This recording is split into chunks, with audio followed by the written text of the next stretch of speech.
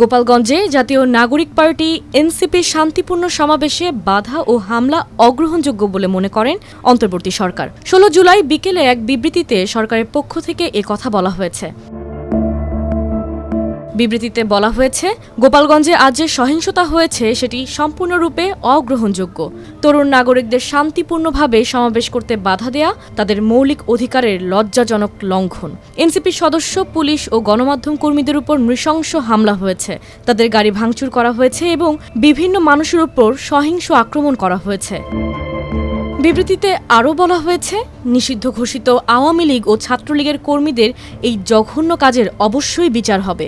অপরাধীদের দ্রুত চিহ্নিত করা হবে, তাদের জবাবদিহি করতে হবে, কেননা বাংলাদেশের কোনো নাগরিকের উপর এই ধরনের সহিংসতার কোনো স্থান নেই।